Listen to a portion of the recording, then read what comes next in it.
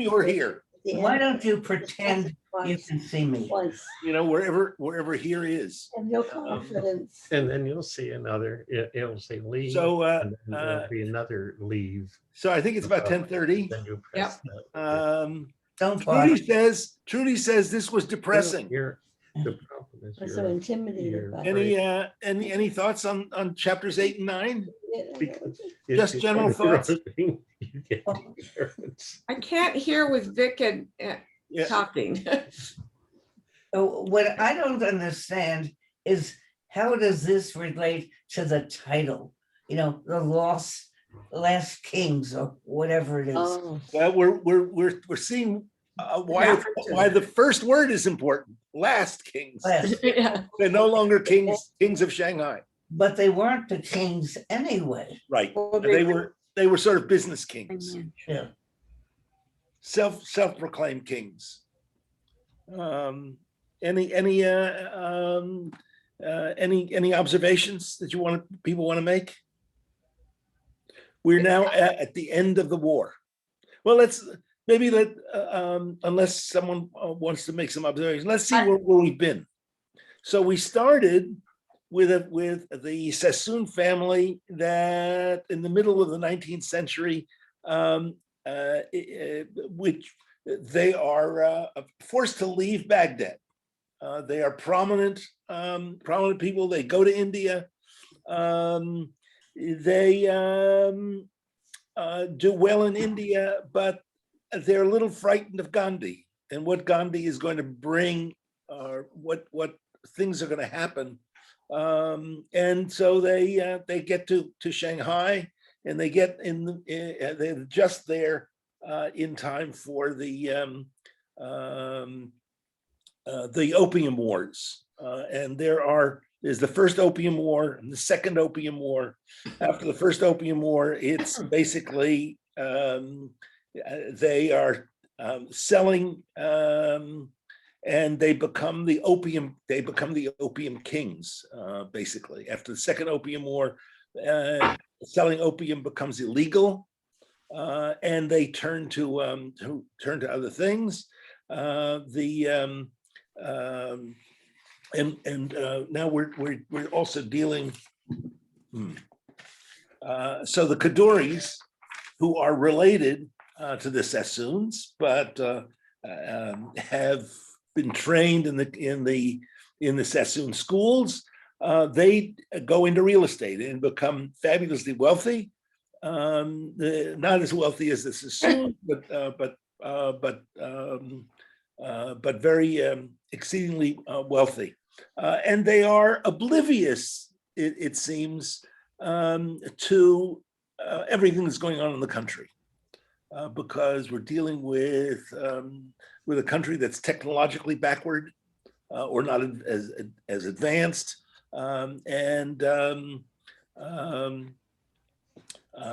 which, they. Do we want to mention anything that intervenes until in the 1930s? All of a sudden, boats start arriving. These luxury boats, except rather than having tourists on them, they have Jews who have arrived with nothing, and they are arriving slowly but surely. At first, there are a few hundred, then a few thousand, and the Kaduris in particular, but also the Sassoons, are putting up money to support these people, these middle class to upper middle class Jews from Germany and Austria that are a little horrified at their surroundings.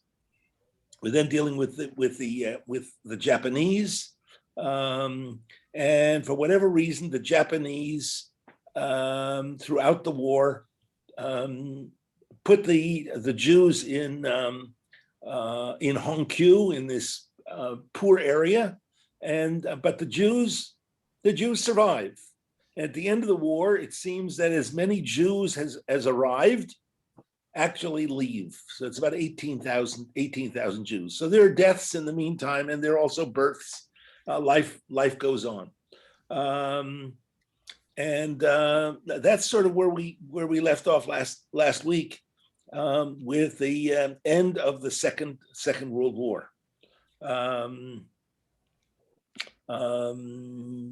now we're going to deal again with the and any thoughts before we move on into the what happens now? Well, the Sassoons leave as always. The It's just- Sassoons. That's their pattern. We're still dealing with Victor. Remember? Yeah. We're dealing with Victor. And remember, Victor has not married. By the end of chapter 9, he has married, but Victor has no heirs. That's right. The Kaduris, by the end of chapter 9, Lawrence has a son. Because we've now read several generations of these families. So the Americans are in charge of the international settlement after the war. Horace provides hospitality in Marble Hall, and Lawrence goes back to Hong Kong. In 1943, the British and the Americans end extraterritoriality, which had been in existence now for over 100 years, from 1840 to 1943. And extraterritoriality means that foreigners were above Chinese law. And that really was the key to their business success. Their control over the municipal council ended. They are now part of Shanghai, and major changes come. The nationalists are unable to govern. There is no fuel. There's no railway service. Inflation is crazy, and there's corruption. Now, I want to take you someplace that's sort of off our agenda, but I think it's interesting nonetheless. Let me get rid of full screen for a second and pull down here. Come on, can I pull it down? Yeah, and I want to go. How do I get rid of this? Okay, there you are.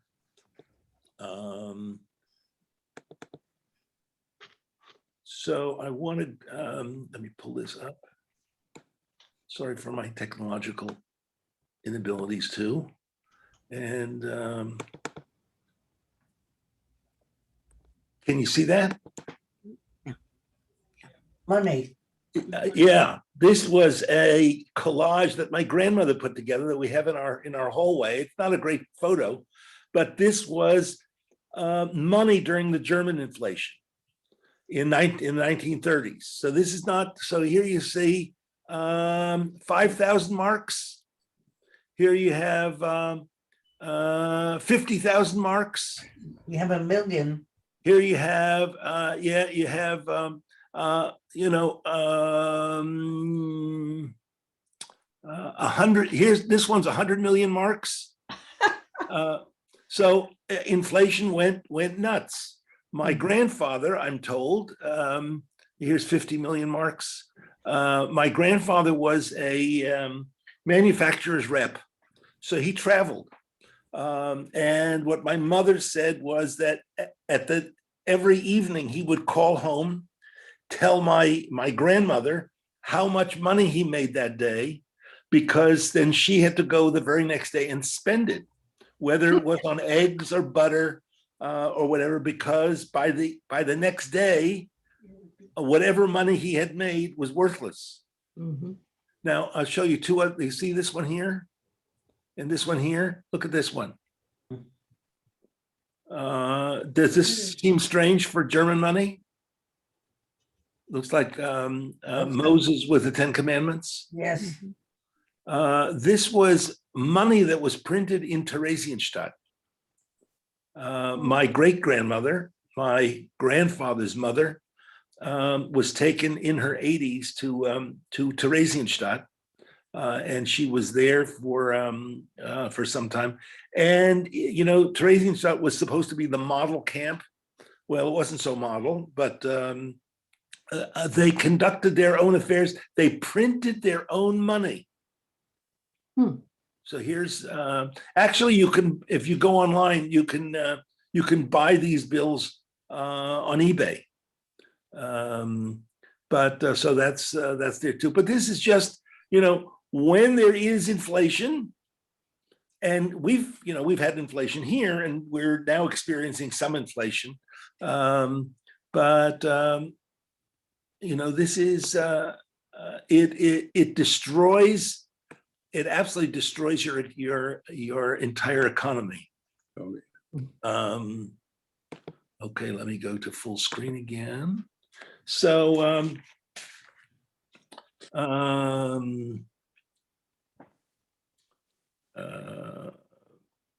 so the nationalists are battling with the communists. The nationalists own the cities or control the cities, but the communists already control the countryside. Victor Sassoon had decided to abandon Shanghai, and he puts his nephew or his cousin in charge to unload his Shanghai properties. But he can't get rid of it. There are a few buyers because of inflation, and because everybody knows that who's going to buy property. So he says, at one point you had 20 Chinese dollars to an American dollar, which moved to 12,000 Chinese dollars to a dollar, to $1 million Chinese dollars to a dollar. The communists are advancing. There are strikes, there are shutdowns, there are riots, there's looting, and perhaps worst of all, in terms of defending yourself, there are defections in the army. The communists, Mao was very attractive. The promises that Mao was making, the people who were dirt poor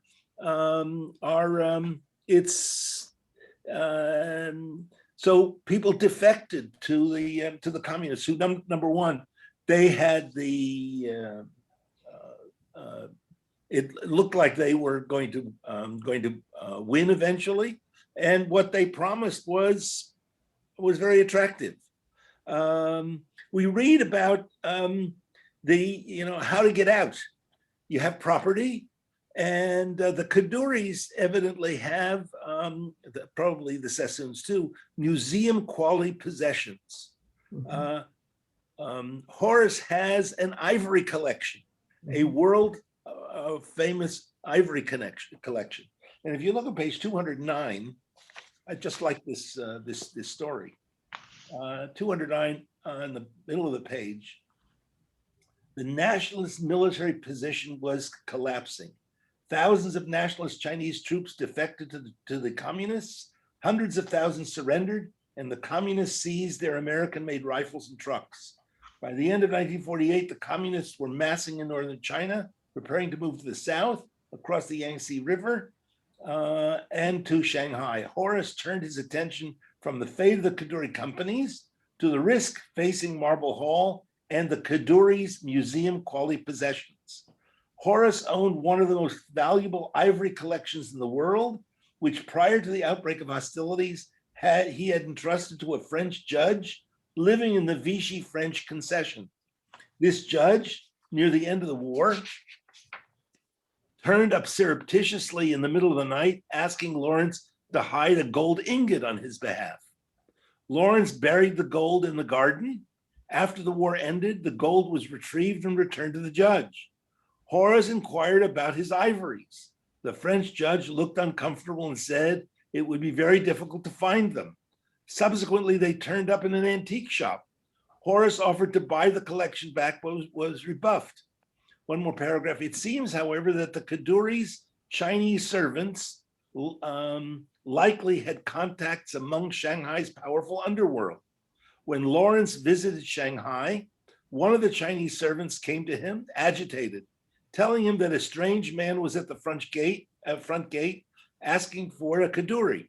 When Lawrence went out to see who this was, he was confronted by a large, muscular Chinese man with scars on his head and face. Are you Kaduri? He barked. Lawrence nodded. You have an ivory collection in the city and your family has been very good to China. You will have the ivory collection back in the morning and we will kill the man who has them. Lawrence said such extreme measure was unnecessary. The next morning, the collection of 600 ivories minus 6 pieces showed up on the veranda. An American naval rear admiral who was staying at the Marble Hall offered to take the collection out of Shanghai on his flagship. Was the guy killed? Well, our Never Orthodox said. doesn't tell us.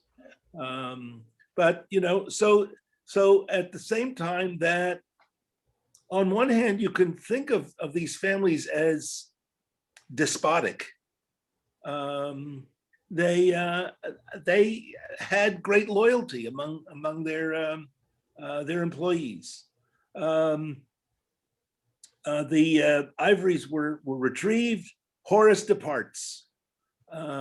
We then turn to, for a moment, to Victor. Victor expresses his contempt rather than appreciation for the Chinese, and Victor departs. Victor Sassoon departs on November 28, 1948. We have to keep these dates sort of in line. We have a whole description here of Horace being fixated on his parents' tombstone. Remember reading that? Where Lawrence, he keeps sending Lawrence designs for the tombstone, and Lawrence says, "What the hell? Forget about that." Get out. But finally, after Horace leaves, the tombstone that he's designed arrives, and the workers evidently, his employees put it in place, but they are not there. Horace and Lawrence are not there. The Chinese take over the Sassoon and Kaduri businesses.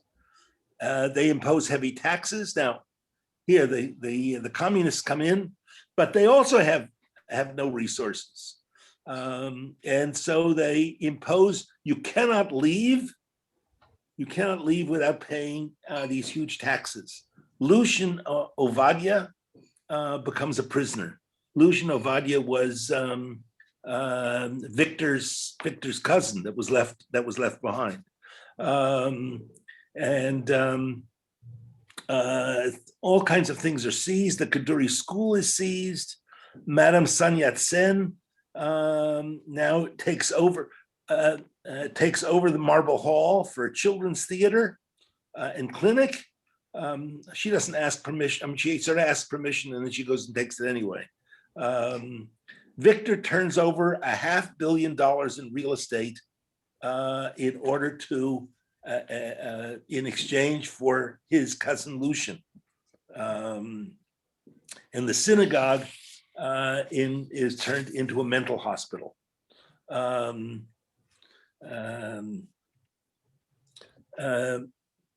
the way, I may have mentioned this before. The fellow who gives Jewish tours is an Israeli, and he has a hobby. During this time, I assume it's during this time, where flat stones are valuable and needed for building. The tombstones from cemeteries, and certainly from the Jewish cemetery, were taken and used for different purposes. So he's known, or he tries to make himself known, that if you come across a tombstone with Hebrew writing on it, or writing you don't recognize, to call him, and he has a collection of Jewish tombstones. He doesn't know exactly where they belong, but he's had people who've been on his tours who've had relatives who were died and buried in Shanghai, and he's shown them he has their tombstone, which is sort of weird. But we turn now to Hong Kong, and what I was really unaware, I don't know if you were aware, how the Japanese were in control of Hong Kong, and they looted the whole area.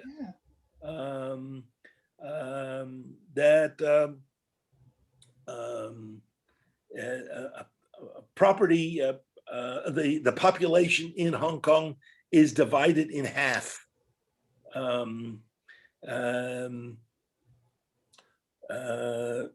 I wrote here, Lawrence is liberated from his father. His father, Ellie, dies, and he becomes now the head of the family. The whole question is, will Hong Kong ever be safe? Because it appears that while it's under British control, the British are really, if the Chinese want to take over Hong Kong, it appears they can take it over. So there are always fears that the Japanese will come back even after the war, and the Chinese communists and take over Hong Kong, but they don't, which is interesting. But in Hong Kong, the Kaduris really operate differently. In Shanghai, they lived in a mansion with 42 servants, now they live as others live in somewhat in Kowloon, actually in the Kaduri area.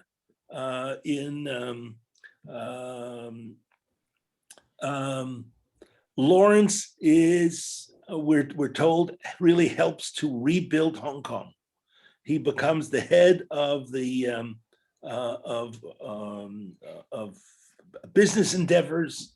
He's on a government committee to determine what's needed to rebuild, because Hong Kong is destroyed. But he's more conscious of the citizenry than he'd been in Shanghai.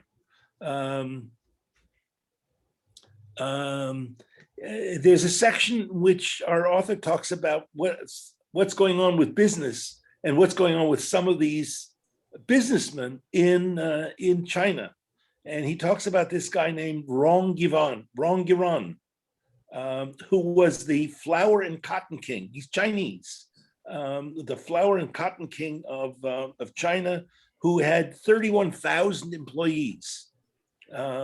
He stays in Shanghai. Even so, he has relatives that flee to Hong Kong. For a while, Rong Yiran does quite well as an official in the communist government. But the relatives come and they say to Lawrence, "Can you we want to go back into the flour and cotton business, but we need electricity. Can you provide electricity?" And Lawrence says, "Sure, of course." And he's bluffing. He doesn't have, but he makes it happen. He goes into partnership with those relatives, with the Wrongs. There are, people are fleeing China, fleeing communist China. 100,000 Chinese arrive in Hong Kong. But at the same time, there are many business owners from Shanghai and from China who commit suicide. The Chinese are determined to erase the foreign presence. That race club that Victor went to and raced horses becomes People's Park. The 200,000 people from Shanghai are sent to the countryside to farm. Rong, staying in Rong Yiran, becomes the vice mayor of Shanghai, in charge of industry, which is the way he survives. By 1948, fleeing the communists, Horace now arrives. He's been in Shanghai. Lawrence has been there all along. Horace arrives in Hong Kong, and he arrives in 1948 when Hong Kong is already a boomtown. Horace becomes chairman of the Peninsula and the Repulse Bay hotels. So let me, the Peninsula is still the foremost hotel in Hong Kong. I think there's a Peninsula in several other cities, but I just wanted, I thought I would share with you. But not like the original, What's that? not like the original. That is so elegant. Uh, the original is In Hong Kong, in Hong Kong, yeah. yeah, So Susan, have you stayed there? I looked. You looked.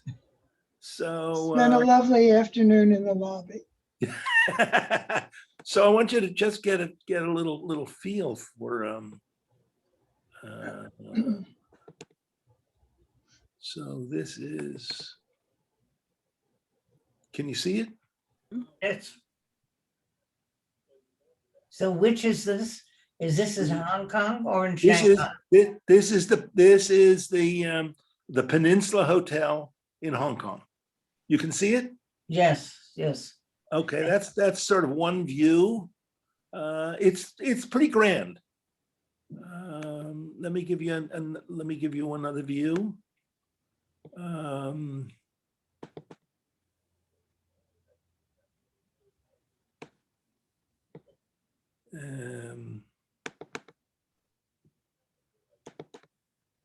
So this is another view of the.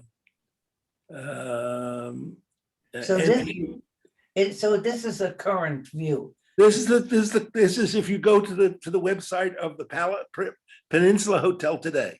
It's not the family stuff. And this is what you'll see. By the way, so he became in charge of the Peninsula and the Repulse Bay Hotel. The Repulse Bay Hotel I looked up as well.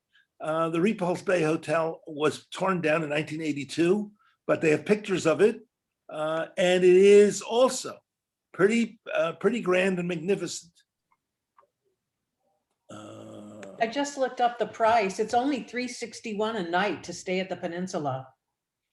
In light of things, that's not outrageous. That's expensive, but it's not over the top unbelievable at $361. $361?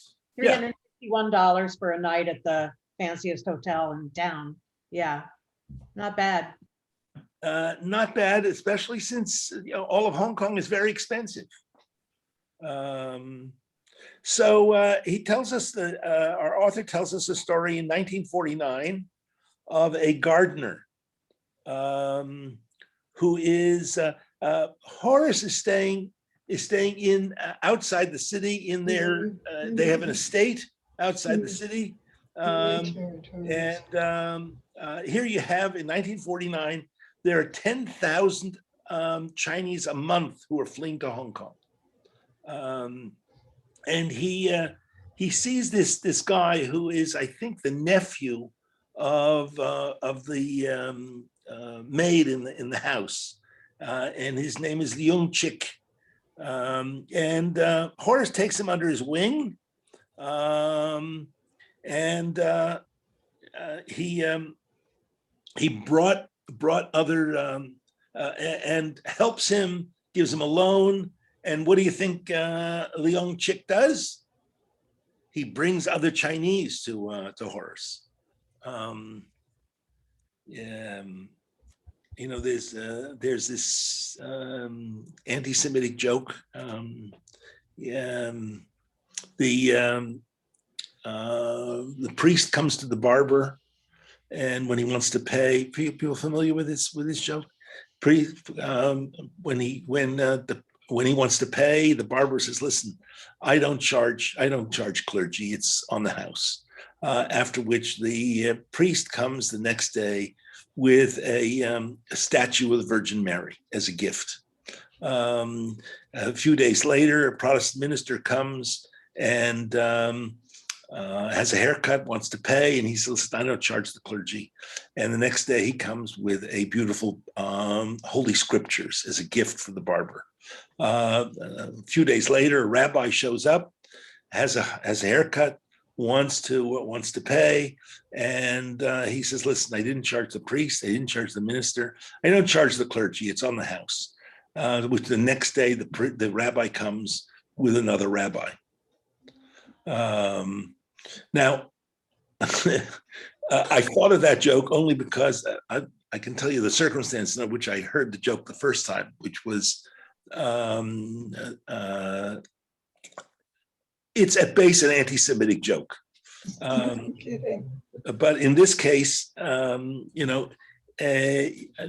he brings other Chinese, and Horace helps them as well. And he advocates for the farmers and the refugees, and he founds the Kadoorie Agricultural Aid Association, which gives out microloans, which is very interesting that he's producing microloans which don't become sort of popular until the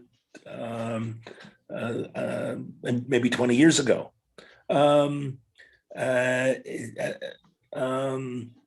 So there's a whole issue here about pigs. The Chinese eat a lot of pork. So by 1962, the Kadoorie Agricultural Aid Association helps 30,000 refugees, lending them in total about $60 million to so that they can become self-sufficient. This fellow who was doing gardening, he builds a company that produces 20,000 pigs a year. And he opens up a restaurant. And he names it after Horace. 242. You remember this very funny thing that's here? Page 242. Leon Chick built a company that processed 20,000 pigs a year. He then opened a Chinese restaurant down the road from his farm that served a variety of dishes, including pork from his pigs, and named it after Horace. Horace doesn't eat pig. He's Jewish, Leon Chick told his family, but he's very smart about pigs. The farmers developed a saying, the Kadoories know everything about pigs except the taste. I thought that was very, very funny. But the empire, the British Empire is in retreat. India becomes independent. What else do the British lose? They lose Myanmar at the same time. They lose Palestine at the same time, right? So this is all the very end of the 40s, the whole where the sun the sun always shines in the British Empire. I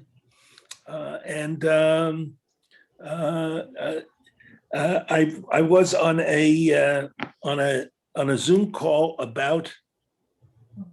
Oh no, this was at our dinner table. The whole thing about navigation law, and it's all based on British law because the British were controlled. The seas. They controlled the seas. Yeah.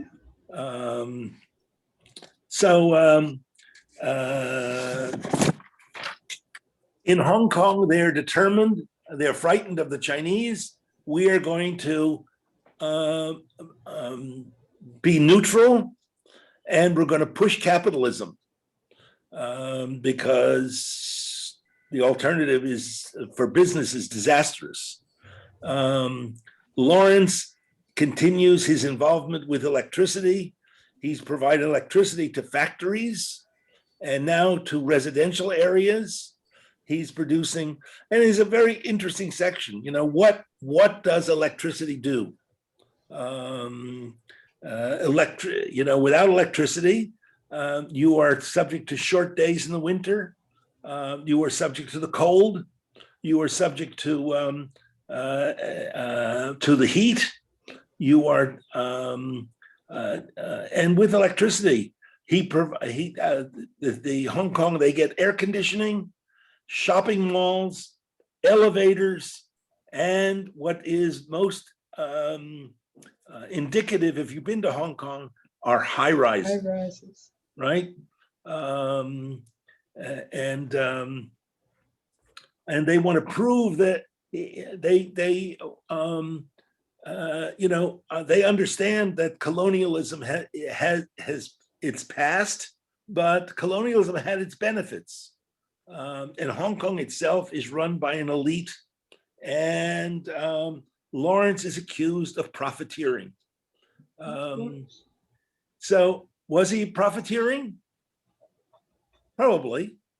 He was making a lot of money.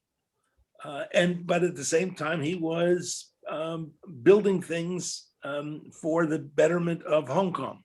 He's on the board of the Hong Kong and Shanghai Bank, which is he now holds the post that was previously held by the Sassoons. We read about, the Great Leap Forward in China. What was the result of the Great Leap Forward? This was one of Mao's many disasters. Millions died. You read the history of China throughout the centuries, not only into the modern era, throughout the centuries, you read about famine in which, 35 million died in this famine. Or some other, one disaster after another.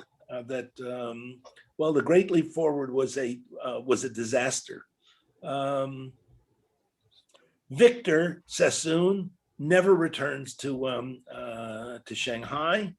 What does Victor do? He travels around the world, stays in fancy hotels, sets up his headquarters in the Bahamas, where we read that he lost about $500 million to the communists.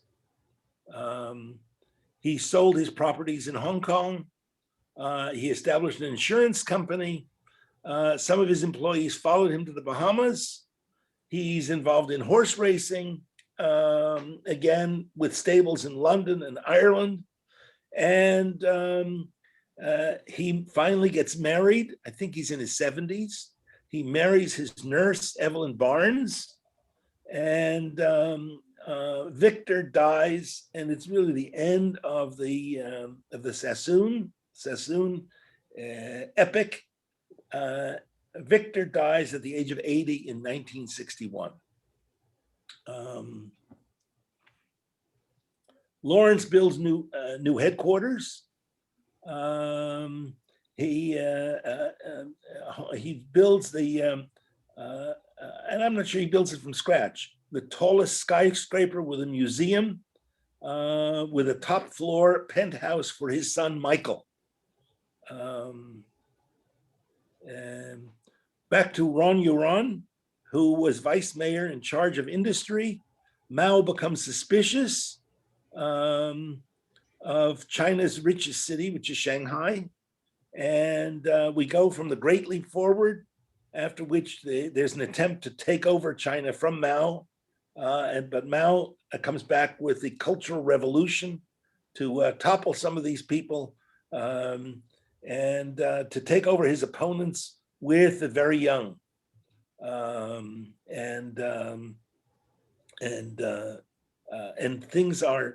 There are still the results of the Cultural Revolution in China, where things were absolutely, nothing was sacred in China. Everything gets destroyed. The Red Guards, they beat and killed people.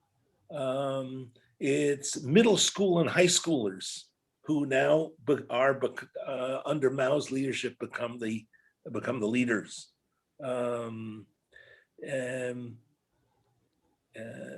The Cultural Revolution even comes to Hong Kong, and there's a fear of Chinese troops. The British tell them that they are unable to protect Hong Kong. So there's a family meeting, and they continue their construction of the. They decide they're going to continue the construction. I want to show you one other thing here. So there's a whole discussion about this building that they have.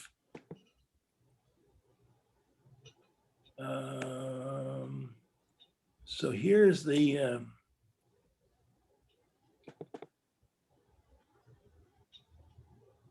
let me go up here.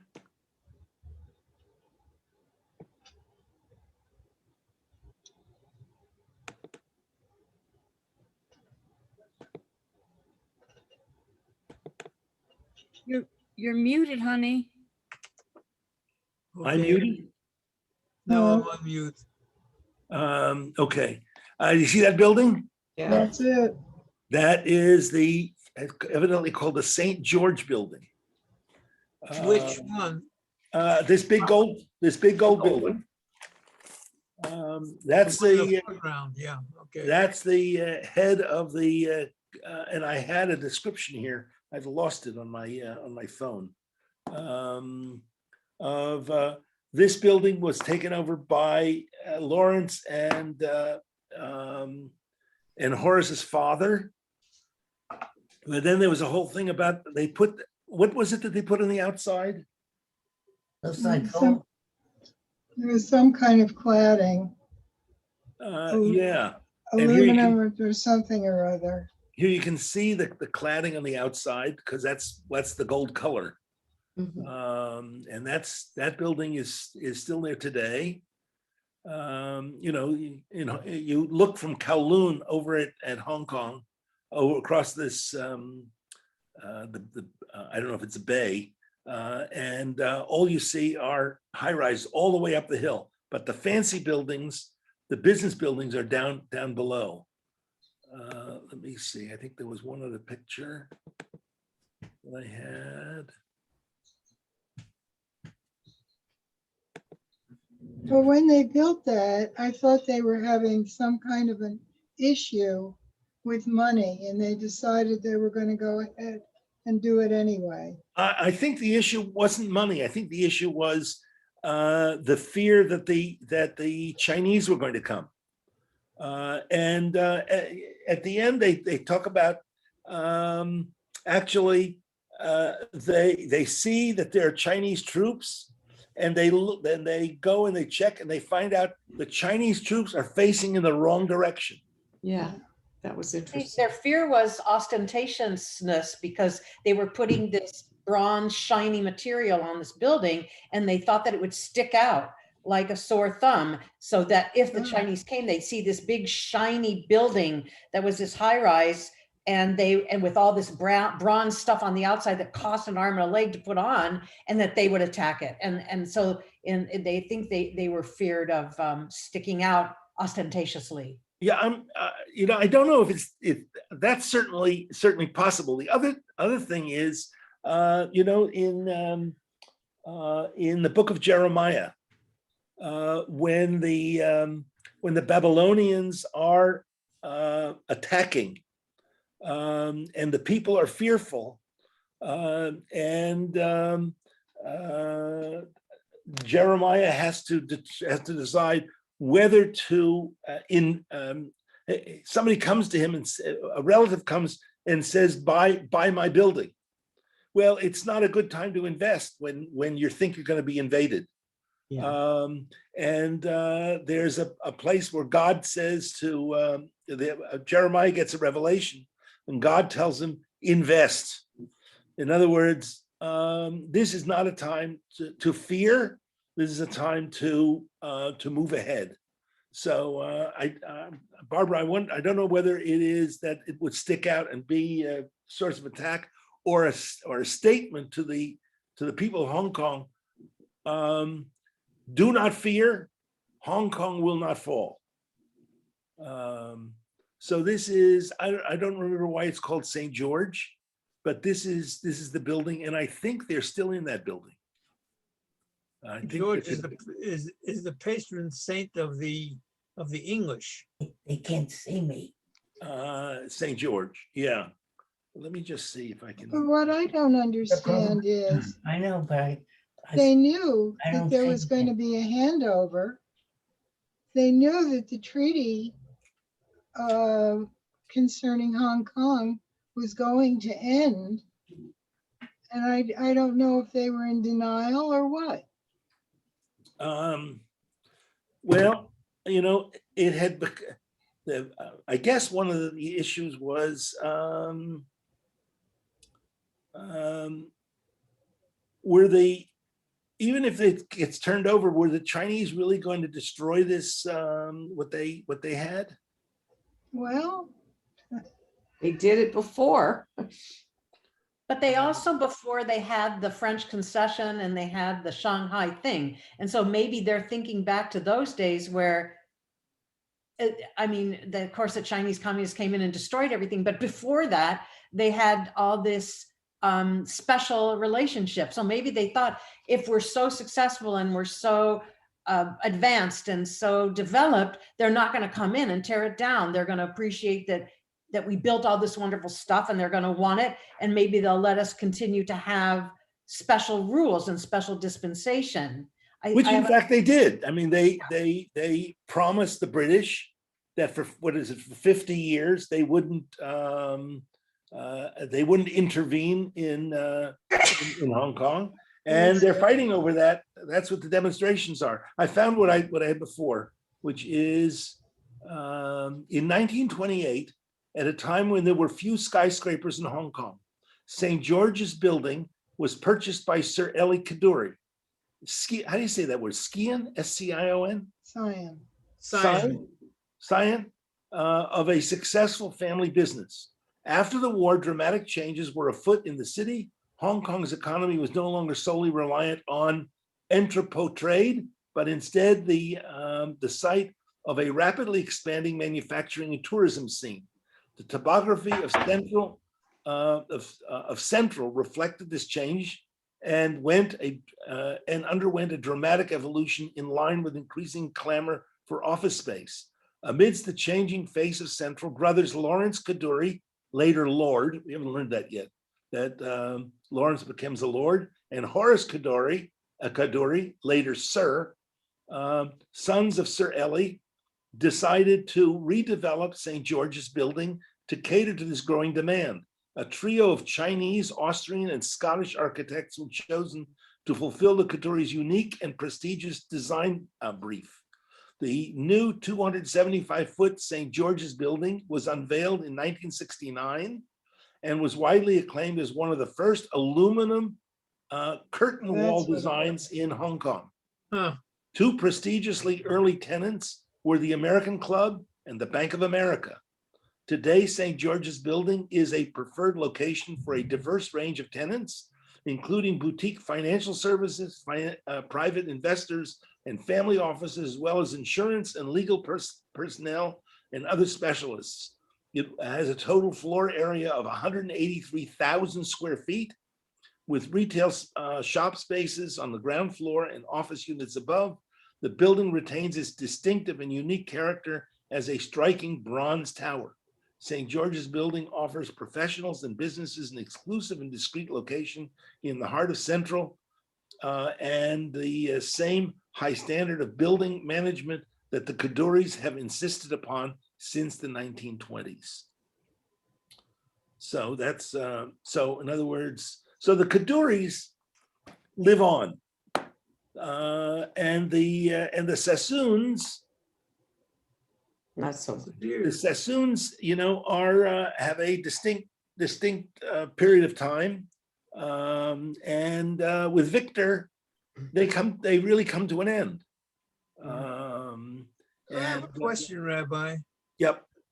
For all of their wealth and their notoriety and everything else, did the family ever give any consideration to support of Israel? Well, evidently Victor was not a Zionist, but Eli was, Eli Kadoorie. So the Kadoories have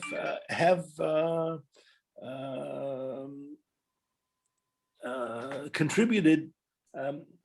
He mentions this a couple of times. They have made, as a matter of fact, I think he mentions at one time that Eli makes a substantial contribution for a specific It's specific cool, I think. allocation. And when he gets to Israel, he finds out that they used the money for something else. And he becomes very disheartened that they used his money. And I think there was a sense of, if you don't call it racism, that the Rothschilds can get whatever they want because they're European money, and the Sassoons or the Kaduris, they're Baghdadis. They're sort of unimportant, or I get that sense, and I don't know whether that's real or not. That was real in the 60s. We did read, I think that it's Victor. I don't remember. Victor buys land in Brazil. Ah, People remember that? Victor buys land in Brazil because he's concerned about creating a refuge for Jews. Where is that? Didn't go Yeah, anywhere. it was in there. It was there. Let me see. I remember reading it. was that pre-Israel? Page 158 and 159. What's the time frame? Let's see what we have here.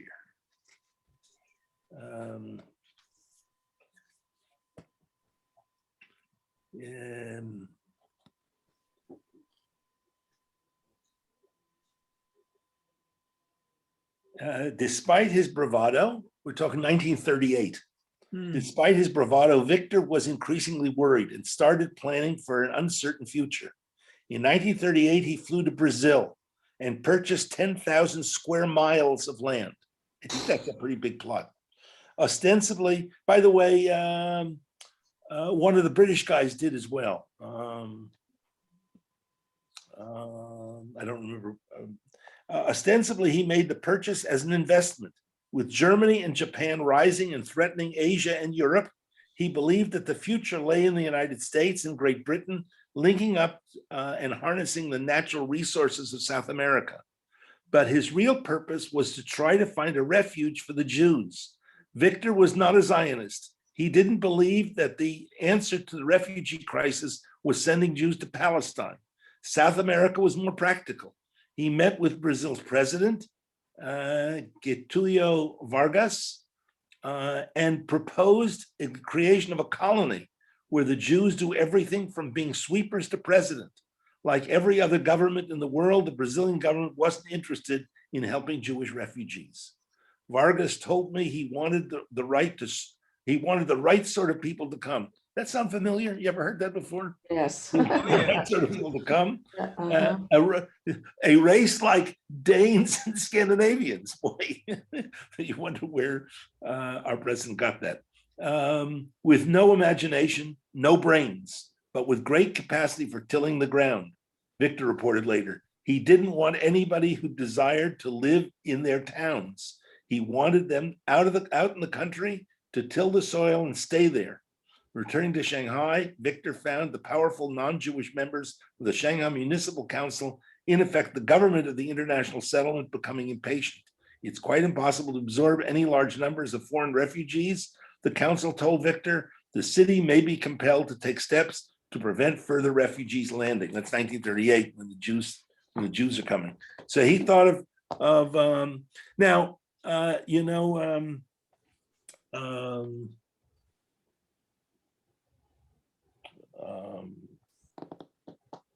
new from South America,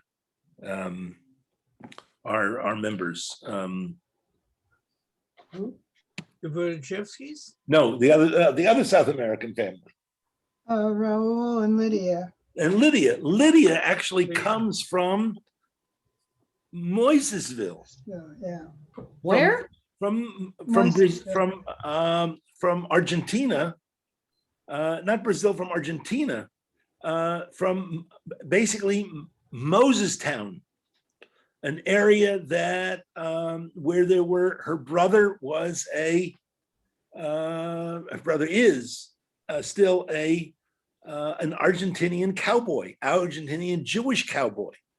Oh, yeah. Oh, yeah. that it's called Mosesville. This was an area that was mostly was at one time mostly Jews. I don't think it's mostly Jews anymore, but this was an area where Europeans went to settle. It was, Jews like Shanghai went wherever they could get, wherever they could find a way, whether legally or illegally, to get out of the country. So we have Victor in Brazil, but this is one of the British lords who buys land in Argentina and settles Jews. Now, I don't know what ever happened to the land that Victor was buying in Brazil, but so these were schemes, for how to deal with Jews. But Rabbi, the scary part is the next paragraph at the bottom of the page of 159. Yeah, go ahead. July of 1938, 32 countries, including Canada, Australia, New Zealand, met at Evian, Yep. France, to decide what to do. And all but one announced they were refusing entry. Right. I think we talked about that a little bit. And which was that one? Dominican Republic. Dominican Republic. Yeah. Right. Imagine 32 countries come together and their agenda is what to do with Jewish refugees. And none of them comes prepared to say, we'll take 10,000. We'll take 50,000. There was a similar meeting to deal with Vietnamese refugees. And Israel said, we'll take them. And Israel took, I don't remember how many, was it 5,000 something? Israel took, I remember going to Israel sometime after that, and wonderful, and seeing Vietnamese business people speaking Hebrew. Wonderful. Because they integrated into country. I don't know whether they converted to Judaism or whether they stayed, or but Israel welcomed them. Sort of on what basis? First of all, humanitarian basis, but also on the basis that of the Evian conference. These wealthy countries all said, we don't want any Jews. There was a very famous gathering when John Foster Dulles met with John Foster Dulles met with the British Home Secretary, very famous, I can't remember his name. And John Foster Dulles was pressuring him to open up Palestine when there was a white paper. And what did the British Home Secretary say? No. The only reason you want us to open up Palestine is you don't want those damn Jews in New York. Oh. Really? I don't know if he used the word damn, but that was, and he was probably right. Right? Queen John Foster Dulles, yes. We were not anxious to take those Jews. We just want to find somebody else who would take them. Yeah. And now we're dealing with these poor people from Guatemala and Honduras. That's right. Right. Nobody And wants it. other places. I mean, it's true, we can't take them all, but these people are, and the people from African countries who are drowning on their way to try and find refuge in Europe. Anyway. Get my picture. So next week is our last week. Huh? Believe it or not, it looks like one could have imagined that last week would have been the last chapter, the end of the story. Now we come this week, we think this week should be the end of the story. There's still more chapters, still 2 more chapters. but I've been thinking about what to do. I think we're gonna take a hiatus after next week and begin again in September. So I invite you, we'll talk about this a little bit next week. I invite you to Yes. suggest readings that you have that you think I wanted are of interest that to see what I had to get my picture. Rabbi, yep. if I can make a couple comments about inflation, I mean, it wasn't necessarily, you were talking about it earlier, and I just wanted to make comment about when the inflation was so high in Israel, both our experience the year we were there and in the 2 years after we left. We were there 82, 83. So one of the things that would happen is we would go to the bank to make a deposit. You know, we were being sent Tony's paycheck as a sabbatical paycheck, and we'd go to deposit it in the bank, and you would go to one side of the bank and make a deposit. And they would say, well, more or less it's this amount. What do you mean more or less? Well, between the time that we record the deposit on this side of the bank, by the time they get it across the room on the other side of the bank, it may be more or less. So you have to Unbelievable. wait a couple of days to see how much actually was deposited. So that was what we were living with while we were there. And most people, well, I don't know if this group here would, but people remember we were going to make Aliyah. Well, during the year we were there, Tony was offered a job with Hadassah Hospital. They wanted him to come back into, you know, we were going to make Aliyah. So the timeline was we were coming back in 1983, and that we would move in 2 years. Kaiser required you to give back 2 years if you went on a sabbatical. They said, fine, you can make all your arrangements in this time. But it was between 83 and 85 that Israel was having tremendous inflation, such that people would borrow. Okay, first of all, they were working 2 and 3 jobs, and everybody was working jobs. They would borrow ahead to next month. They would take a loan out against the paycheck for next month, and then plan to pay it back, because it was cheaper to do that than to deal with inflation on a daily basis. Just as you said, spend the money that you made today because you don't know what it will be tomorrow. They were living a month ahead on borrowing money. It wouldn't be as expensive to pay it back as it would to buy what you're needing next month. That was one thing that was going on. The other thing was a lot of them were flying out of the country for a day, going to Cyprus or wherever they were going, to take money out and exchange money.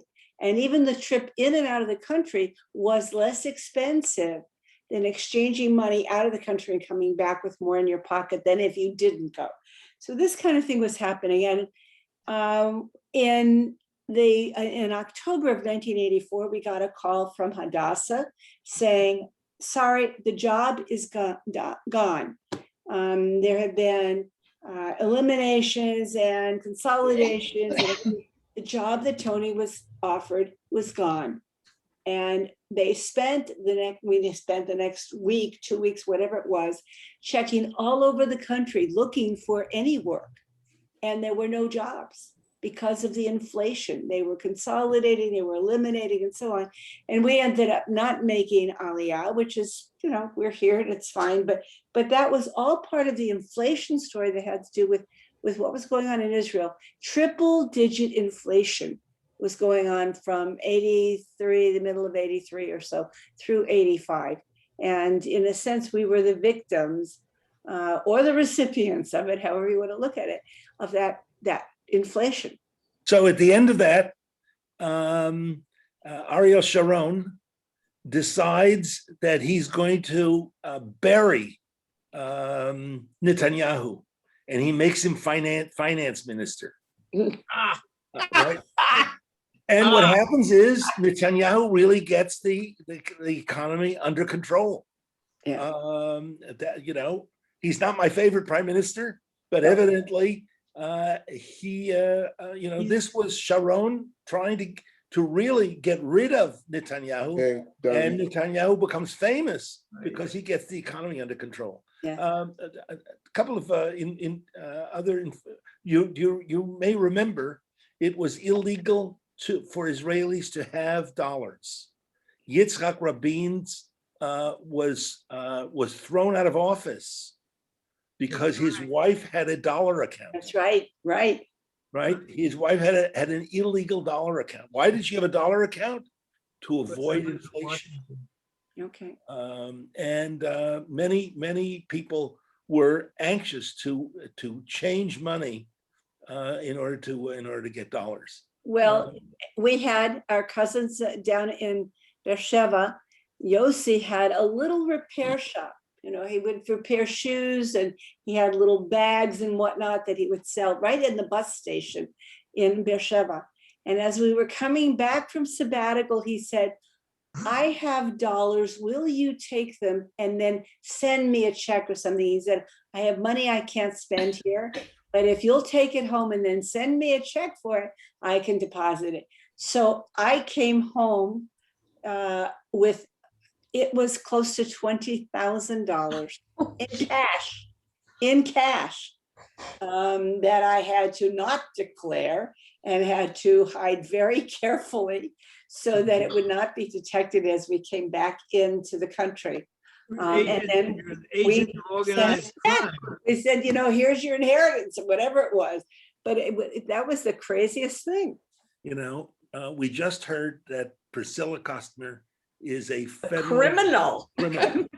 He's Hold an it. agent- I he's am an also. agent of organized crime. Well, the statute of limitations has run out, Priscilla. I went to Russia between several yeah. times between Oh, yes. 1989 and 1997. And what When did I you bring out? started, I've never been. the conversion rate between dollar and ruble was about 20 rubles to a dollar. By the mid 90s, it was 5,500 rubles to the dollar. Mhm. And somewhere in between there, the person that I was working with had me go to the bank and do what Priscilla did and bring back thousands of dollars Yeah, in cash yeah. Well, we took before all they kinds shut of, down. yeah, we took things out of Russia. I did a couple times I was there. We got stuff out of Poland to bring it to Israel. I carried a wedding ring. Somebody had sent a wedding ring ahead of leaving Russia. And we were able to finally return it once they got to Israel. So yeah, there was a whole lot of stuff going on then. And it made life feel a little exciting. It did. Well, Judy, yeah, you wanna- You'll one of the notice that- times, one of you'll the times I notice was there, I needed to convert $100 into rubles. And so my driver says, we'll go to the bank. Oh, fine. Well, That's not so where, he drives down the street, he parks, and some guy with about 10 pockets comes up to the car, and that was the bank. oh my God. That happened to me in Israel when we were leaving in 1967. We had some Israeli money that we wanted to convert, and we couldn't convert it legally. So we went down to Lilienblum Street in Tel Aviv. And the old timers knew what Lilienblum Street was. It was the street exchange. And you walk down the street and someone sidles up to you and says, you want lira? You know, you have lira, you want dollars, you want sterling? Okay, I want dollars. You want hundreds, you want 20s? I want 20s. Stand in that vestibule. Stand in the vestibule and comes up with a briefcase and says, how much you want? I told him what I wanted. He starts counting it and he says, wait a minute, I don't have enough. Stay here. He goes across the street to the Bank of Israel. Comes out with a briefcase and starts peeling off the money. how he would do that? This is illegal. He says, who do you think is supporting William Bloom Street?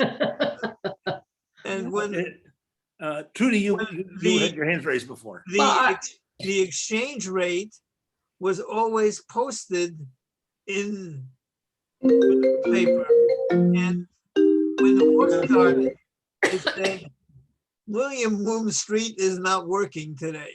Beautiful surroundings. Yeah, Trudy? I was just gonna say my first trip to Israel was in '84. And I remember distinctly that stores put the prices out in the windows in dollars because every day it would have been a different price. Right. And we did better using dollars than getting Israeli money then. Because they said they didn't know what the price would be later. In Notice 1970, that in the 84.